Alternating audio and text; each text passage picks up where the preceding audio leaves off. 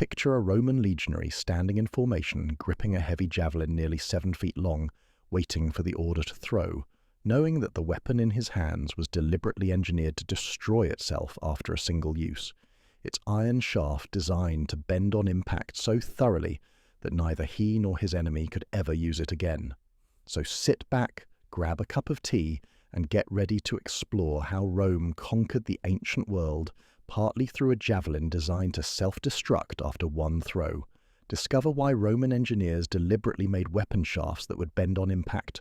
Understand how this seemingly wasteful design actually gave legionaries a decisive battlefield advantage, and learn what the Pilum's ingenious metallurgy, the soft iron shank trick, the tactical psychology of weapons that disabled enemy shields, and the philosophy of single-use weapons reveals about why sometimes the best weapon is one you can only use once. The pilum, that's the Latin word for this heavy javelin, plural pila, was one of the most distinctive weapons in the ancient world, and arguably one of the most misunderstood. Modern observers often assume that weapons should be durable, reusable, passed down through generations. The Romans thought differently. They created a weapon specifically designed for controlled failure, a javelin that would perform brilliantly for exactly one throw and then become useless. This wasn't a manufacturing defect or cost-cutting measure. It was deliberate engineering genius that helped Rome dominate the Mediterranean world for centuries. To understand why the Romans would invest in disposable weapons, we need to first understand what the pilum actually was. The standard pilum was approximately 2 meters long, about 6.5 feet. It consisted of 3 main parts: a wooden shaft, roughly 1 meter long that the soldier gripped, a long iron shank about 60 centimeters in length, and a small pyramidal iron head at the tip. The iron shank was the key to the weapon's design. Unlike most javelins where the metal head was short and the wooden shaft extended most of the weapon's length, the pilum had this unusually long iron section that connected the wooden grip to the penetrating tip. Every Roman legionary carried 2 pila into battle. They were heavy weapons. Estimates based on archaeological finds suggest each pilum weighed between 2 and 5 pounds, depending on the specific design and period. This weight was intentional. The pilum wasn't designed for long-distance throwing like a light javelin. It was a close-range weapon meant to be hurled at enemies from about 15 to 30 meters away, just before the Roman line crashed into the enemy formation with swords drawn. The genius of the pilum lay in its metallurgy, specifically in what modern scholars call the soft iron shank trick. The pyramidal tip of the pilum was made from hardened iron, heat-treated to be hard and sharp, capable of punching through shield wood, leather armor, and even some metal protection. But the long iron shank connecting this tip to the wooden shaft was deliberately left soft. It wasn't hardened, it wasn't tempered, it was soft, malleable iron that would bend under stress. How did Roman smiths achieve this differential hardening?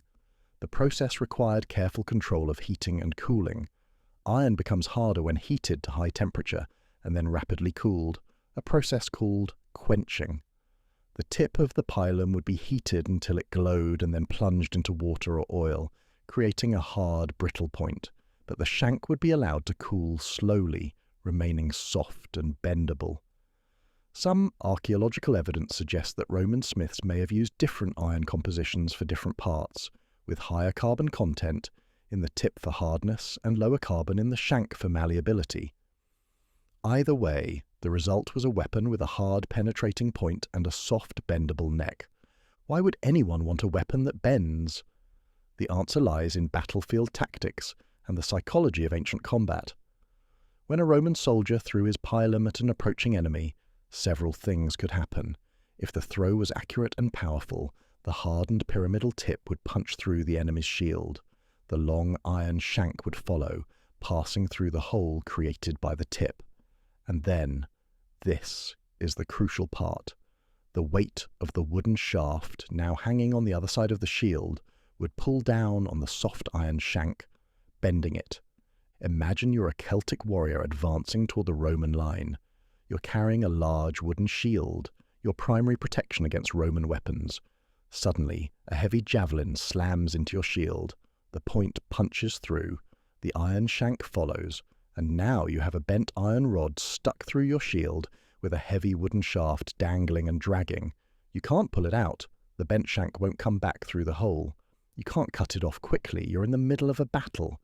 Your shield, which moments ago was your best defence, has become an awkward, unbalanced burden that actually impedes your movement and fighting ability. You have two choices, neither good.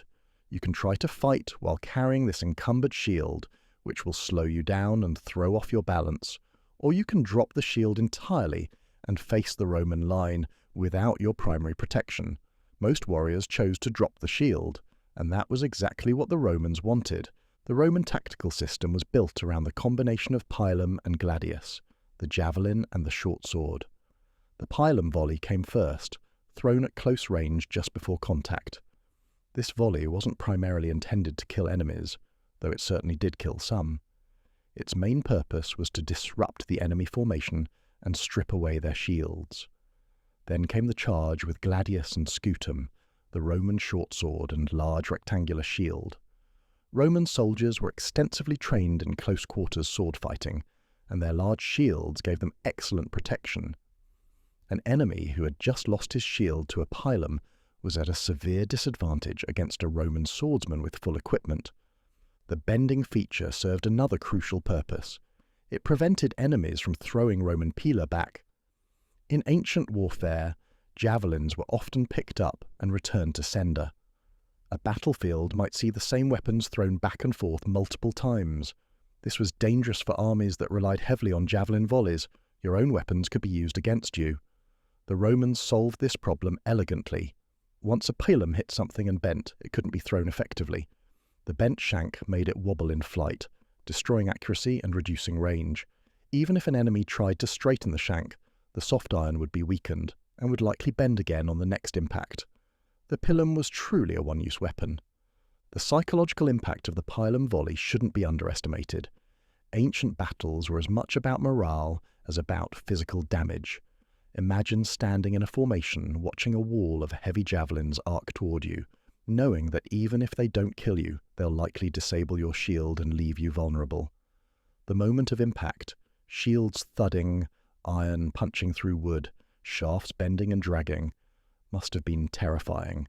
And then, immediately, the Roman line charges while you're still processing what just happened to your equipment. Many ancient accounts describe enemies breaking and fleeing after pilum volleys, their formations disrupted and their confidence shattered before the real fighting even began. The pilum evolved significantly over Roman history. The earliest pila, from the Roman Republic period, were somewhat different from the classic imperial design.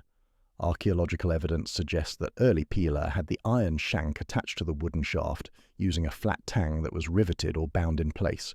This connection point was sometimes a weakness. The shaft could break away from the iron. Later designs, particularly after the Marian reforms of the late 2nd century BCE, used a socket or block attachment that created a stronger connection between iron and wood. The Marian reforms, implemented by the general Gaius Marius around 107 BCE, standardized Roman military equipment across the legions.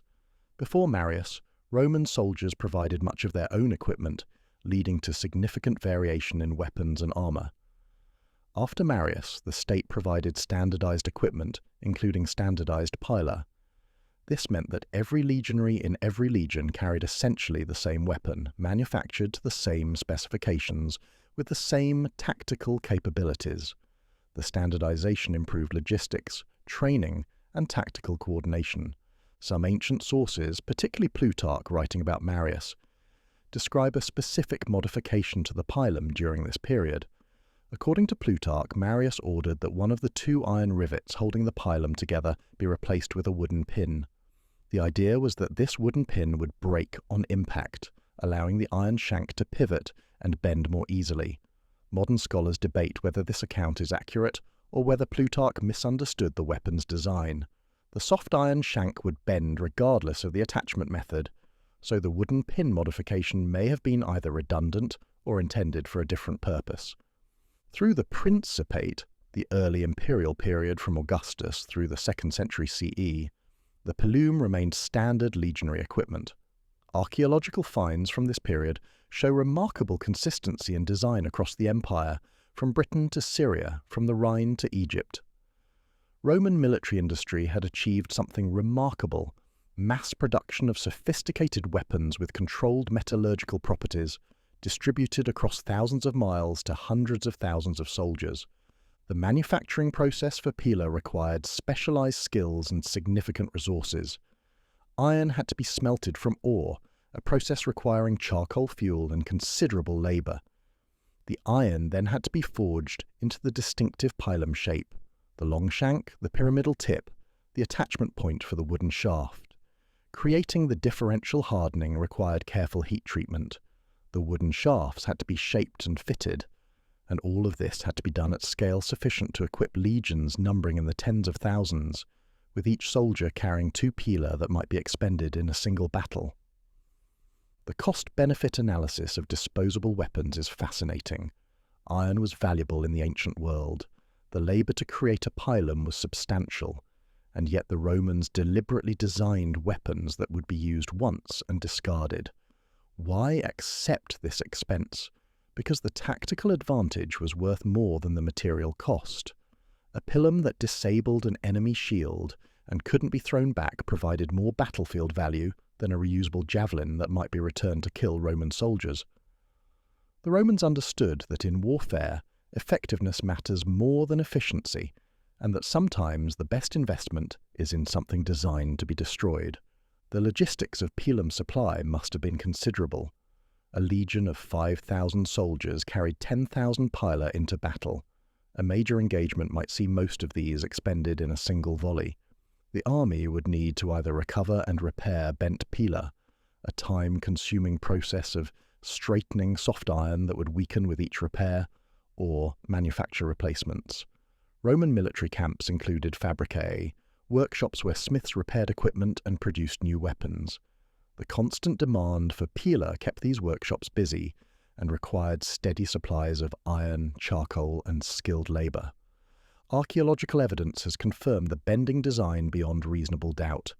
Excavations at battle sites, like Alesia in Gaul, where Caesar besieged and defeated Vercingetorix in 52 BCE, have recovered numerous pila. Many of these show the characteristic bend in the iron shank, exactly as ancient sources describe, and exactly as the design intended. The bend patterns are consistent, typically occurring in the shank just below the tip, where the stress of impact would be concentrated.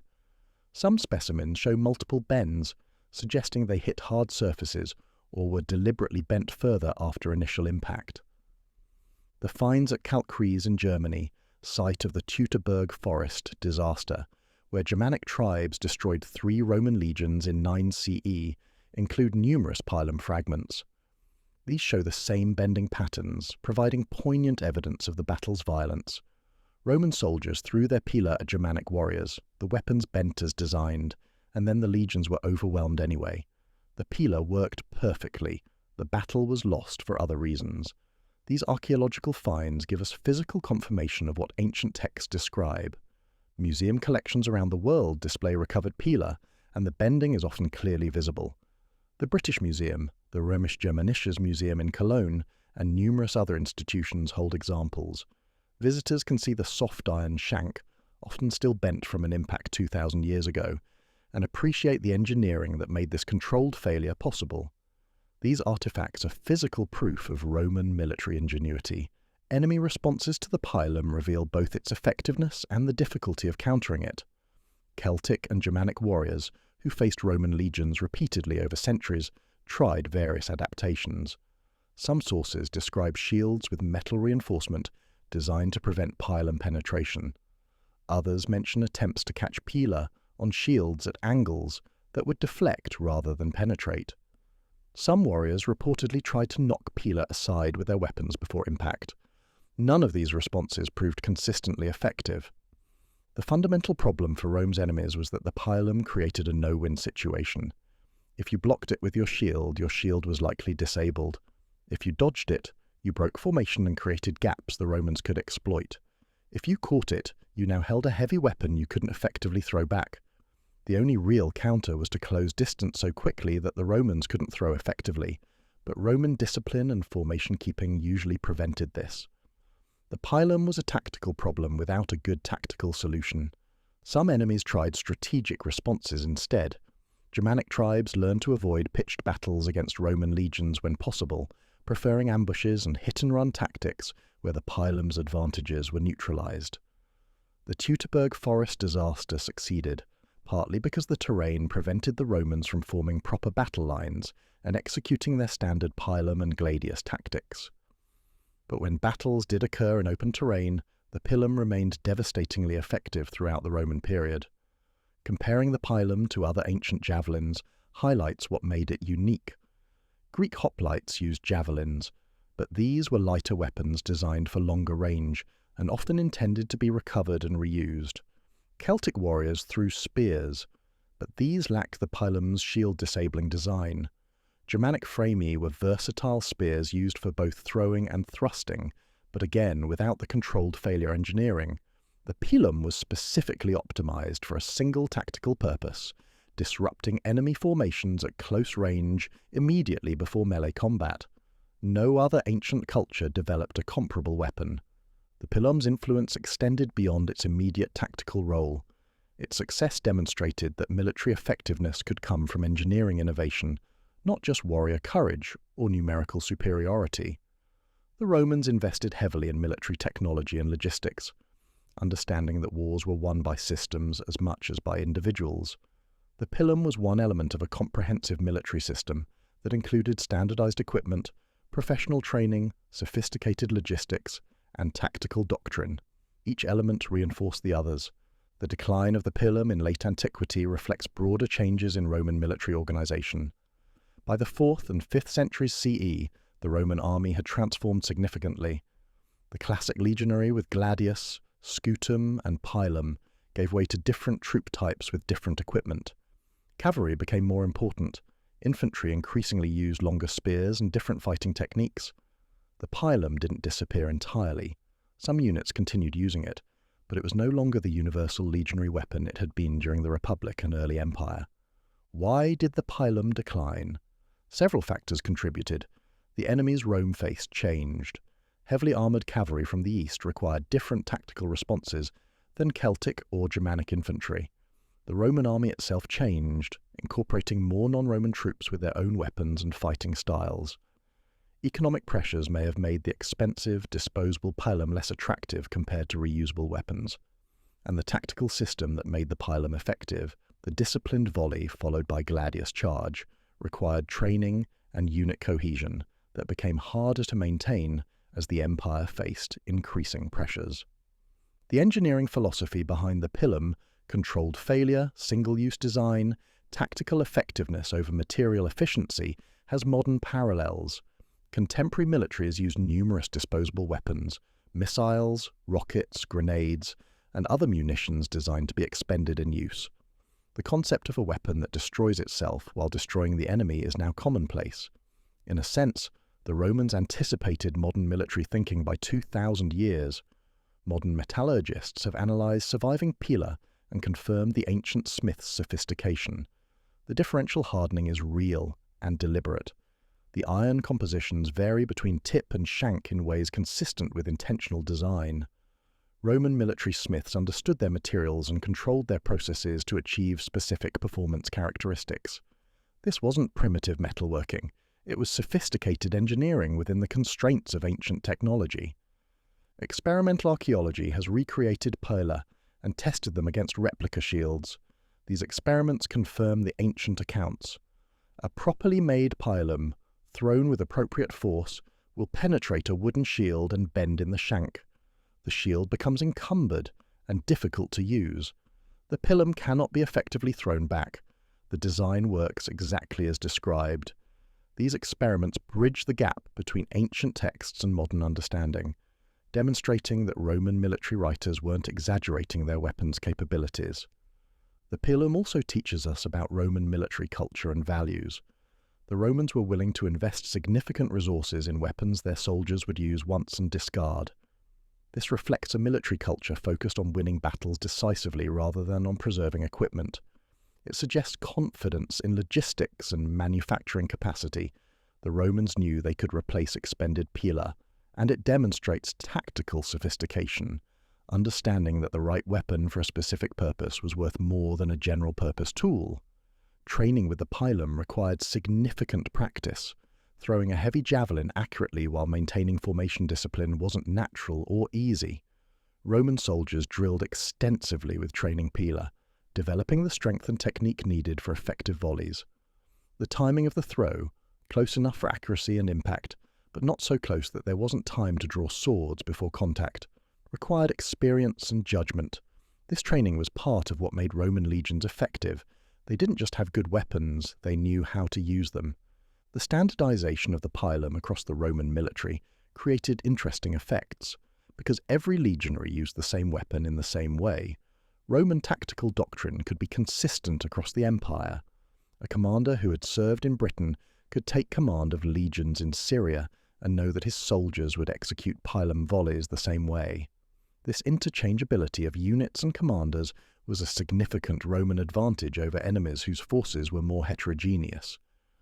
Ancient sources occasionally describe exceptional pilum throws or unusual pilum-related incidents. Caesar's commentaries mention situations where pila pinned shields together or where particularly powerful throws penetrated armour. These accounts, while possibly exaggerated, suggest that the pilum was a topic of interest and discussion among Roman soldiers and writers. The weapon had a reputation, and exceptional feats with it were remembered and recorded. The psychological dimension of the pilum extended to Roman soldiers as well as their enemies. Carrying 2 heavy javelins into battle, knowing you would throw them and then fight hand-to-hand, required confidence in the tactical system. Roman soldiers trusted that the pilum volley would disrupt enemies enough to give them advantage in the melee that followed. This trust was built through training, experience, and the accumulated victories of Roman arms. The pilum was part of a winning system, and soldiers believed in it. Modern military historians have debated various aspects of pilum design and use. Some questions remain unresolved. Exactly how soft was the soft iron? How often did pila fail to bend as intended? How effective were they against different types of shields and armour? The archaeological and textual evidence provides general answers, but leaves room for scholarly disagreement on details. What's not debated is the basic design principle. The pilum was deliberately engineered for controlled failure, and this engineering gave Roman soldiers significant tactical advantages. The pilum represents a broader Roman approach to military problems: systematic, engineered, optimized. The Romans didn't just recruit brave soldiers and hope for the best. They analyzed tactical situations, designed equipment for specific purposes, trained soldiers in standardized techniques, and created logistical systems to keep armies supplied. The pilum was one product of this systematic approach, a weapon designed not by tradition or accident, but by deliberate engineering to solve a specific tactical problem. As we reflect on this ancient weapon, a javelin designed to self-destruct, an iron shaft meant to bend, a military investment in deliberate disposability, we see something surprisingly modern in Roman thinking. The pilum challenges our assumptions about ancient technology and ancient warfare. It wasn't primitive or simple. It was sophisticated engineering serving sophisticated tactics, created by a military culture that understood the value of innovation and was willing to invest in weapons that worked, even if those weapons could only work once. The next time you see a pilum in a museum, look for the bend in the iron shank. That bend isn't damage or decay. It's the weapon working exactly as designed 2,000 years ago, when a Roman soldier threw it at an enemy, and the soft iron did precisely what Roman engineers intended. In that bend is a story of military innovation, tactical genius, and the surprising truth that sometimes the best weapon is one you can never use again. The legacy of the pilum extends beyond its immediate military impact. It demonstrated that thoughtful engineering could provide decisive advantages in warfare. It showed that investment in specialized, single-purpose equipment could be worthwhile even when that equipment was designed for destruction. And it proved that understanding materials, knowing how iron behaves under different treatments, could be as important to military success as courage or numbers. The Roman pilum was more than a weapon. It was a philosophy of warfare made manifest in iron and wood, a philosophy that helped build and maintain an empire that lasted for centuries.